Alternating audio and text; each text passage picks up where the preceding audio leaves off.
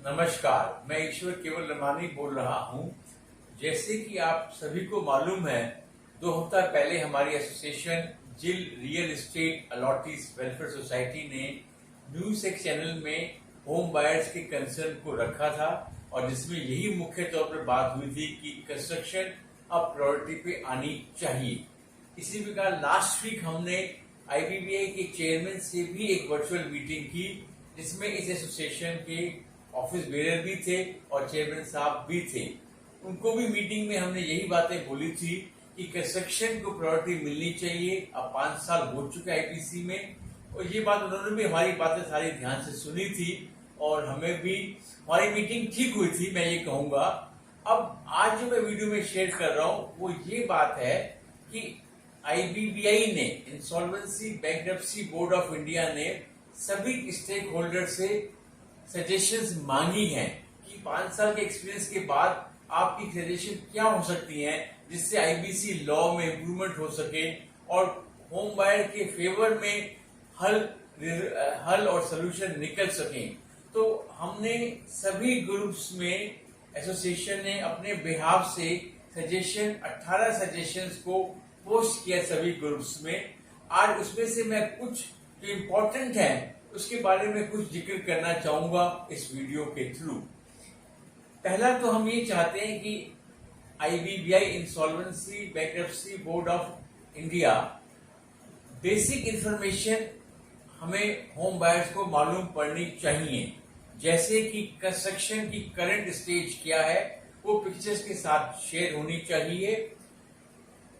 Project wise funds की requirement क्या है और होम बायर्स का ड्यू कितना है प्रोजेक्ट वाइज, ये इंफॉर्मेशन भी होम बायर्स को मालूम होनी चाहिए। थर्ड, लोन की स्टेटमेंट, बैंक ने कितना लोन दिया है और उसकी क्या स्टेज है, वो लोन के बारे में भी क्लियर डिस्क्रिप्शन होना चाहिए। और इसके अलावा जैसे कि हम ये देख रहे हैं कि बिल्डिंगें पुरानी होती जा रही हैं और हमने आसपास भी देखा है कि बिल्डिंगें गिर जाती हैं, तो स्ट्रक्चरल ऑडिट रिपोर्ट भी इस डॉक्यूमेंट के अंदर कंटेन होनी चाहिए। तो these are the basic information which a home buyer should know जब ये क्या कहते हैं कोई कंपनी इंसॉल्वेंसी में जाती है। इसके अलावा सेकंड पॉइंट ये है कि जो अभी हमने जिक्र भी किया है रिवर्स सीआईआरपी के बारे में, और जो हमने अभी देखा रिसेंट सुपर टैक के केस में एनसीलैट ने जजमेंट दी जिसमें रिवर्स सीआईआरपी के तहत जो अर्स्टवाइल प्रमोटर है उसको बंदोबस्त करना है फंड्स का, वो एज ए लेंडर या एज ए फाइनेंसर उसको कह सकते हैं, कि ताकि वो कंस्ट्रक्शन को एक्सपीडाइट करा सके, लेकिन साथ साथ उसकी मॉनिटरिंग ऑफ फंड्स आईआरपी करे, ताकि उसके ऊपर एक लगाम लगनी चाहिए कि वो दोबारा से चीट ना कर सके। तो ये रिवर्स सीआईआरपी का कॉन्सेप्ट हमने अपने न्यूज एक्स चैनल में भी बोला था, आईबीबीआई की चेयरमैन की मीटिंग में भी ये पॉइंट हमने रखा और ये सजेशन हम इसमें भी देना चाहते हैं कि अगर कंपनी में assets are more than liabilities and erstwhile promoter is willing to expedite the construction, then this method should be applied with a rider की मॉनिटरिंग, फंड्स की मॉनिटरिंग कोई करे, क्वालिटी मॉनिटरिंग कोई करे। तो ये इसमें हमने जोड़ दिया है रिवर्स सीआईआरपी को। तो मैं ये चाहूंगा कि आप भी इस सजेशन को ध्यान से पढ़ना, जो हमने ये बात इसमें लिखी है। फिर थर्ड आती है डिले पेनल्टी पे। जैसे कि आईबीसी कहता है कि 330 दिन के अंदर रेजिडेंट हो जाना चाहिए। अब हम देखते हैं कि 330 दिन से ज्यादा क्रॉस कर जाता है, तो हमारी ये सजेशन है कि अगर 330 दिन के बाद की डिले पेनल्टी भी होम बायर्स को मिलनी चाहिए ताकि आगे होम बायर्स सफर ना कर सके। तो we have suggested that delay penalty beyond 330 days should be incorporated in the new suggestions.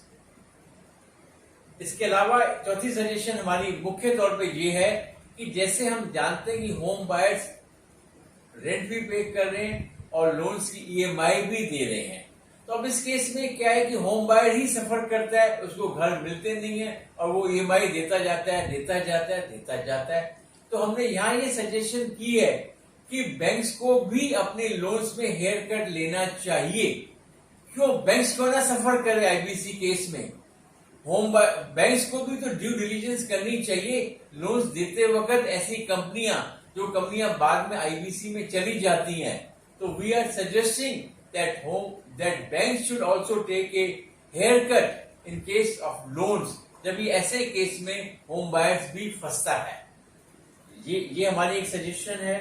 इसके अलावा हमने ये भी एक और सजेशन है, इसमें हमने ये कहा है कि जो एसोसिएशन वैलिड एसोसिएशंस हैं, जो एसोसिएशन प्रॉपर ढंग से चल रही हैं, उनको भी इंपॉर्टेंस मिलनी चाहिए। और अगर कोई होम बायर की मॉनिटरिंग कमेटी बनती है, तो इन एसोसिएशंस, जो वैलिड एसोसिएशंस हैं, जो प्रॉपर ढंग से चल रही हैं, उनको ड्यू इंपॉर्टेंस मिलनी चाहिए। इसके अलावा एक और सजेशन है जो ये कहती है कि जो होम बायर का रिप्रेजेंटेटिव है हमारा इस समय, उसको प्रॉपर फंड्स नहीं मिलते हैं। So proper funds should be allocated to home buyer representative, ताकि वो प्रॉपर ढंग से अपने होम बायर से इंटरेक्ट कर सके।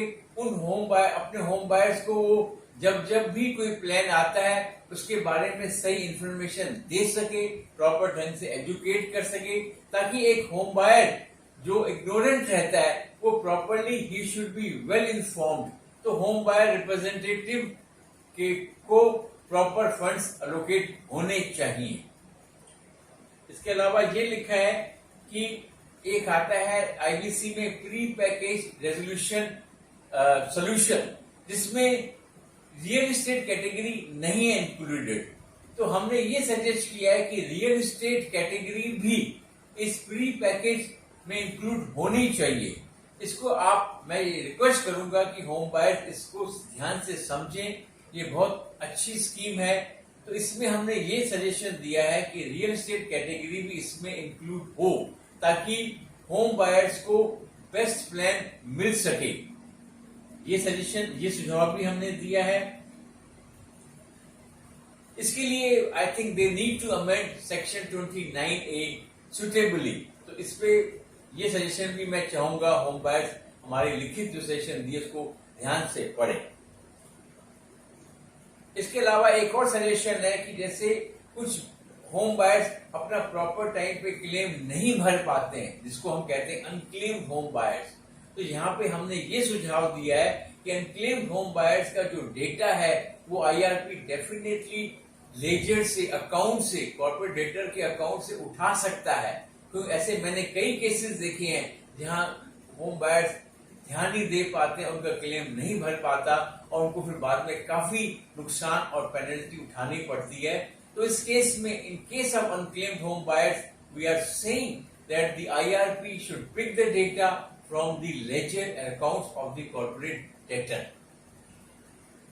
इसके बाद जो एक और आता है मेन तौर पे लिक्विडेशन का काफी डर बैठा रहता है कि लिक्विडेशन हो जाएगी तो क्या हो जाएगा। हालांकि मैं यहाँ पे इस बात को भी अटेंशन ड्रॉ करना चाहता हूँ कि एक जजमेंट में राइट टू लिव भी है, उसके तहत liquidation should not be an option. इस केस में आईबीसी फंड या गवर्नमेंट फंड लाइक स्वामी फंड को भी यूटिलाइज होना चाहिए, ताकि लिक्विडेशन रियल एस्टेट में होनी ही नहीं चाहिए, क्योंकि लिक्विडेशन में होम बायर्स को बहुत बड़ा लॉस होता है। तो ये भी एक सजेशन हमने दी है। कुल मिला के हमने 18 सजेशंस दी हैं, जिसमें से 10-11 सजेशन का मैंने जिक्र अभी इस वीडियो में किया है। बाकी सजेशंस आप और ध्यान से पढ़ सकते हैं, जो हमने पीडीएफ फाइल में या वर्ड फाइल में हमने सभी ग्रुप में पोस्ट किए। तो एंड में मैं यही कहूंगा सभी होम बायर्स के लिए that you should be well informed, you should be vigilant, you should be alert, read all the suggestions, और उस सजेशन को पढ़ने के बाद और जो आपका अनुभव हुआ है पिछले 5 साल में, you can apply your wisdom, you can apply your mind, और इन सजेशन को देखते हुए जो सजेशंस आपको ठीक लगती हैं आप IBBI को मेल कर सकते हैं। वो मेल आईडी भी हमने उसमें डाल रखी है और उसकी कॉपी हमारे सोसाइटी, हमारी एसोसिएशन की मेल आईडी पे भी डाल दीजिए, ताकि हमें भी ध्यान रहे कि कौन कौन होम बायर्स एक्टिवली इंटरेस्ट ले रहे हैं और इन सजेशंस को IBBI के ऑफिस में भेज रहे हैं। और एंड में मैं IBBI का भी थैंक्स कहूंगा कि उन्होंने मौका दिया है, अपॉर्चुनिटी दी है, हमारे सजेशंस मांगे हैं, इसलिए हमें इस अपॉर्चुनिटी को यूज करनी चाहिए और सजेशन मैक्सिमम नंबर पे हमें उनको भेजना चाहिए। बाकी बातें अगली वीडियो में। धन्यवाद।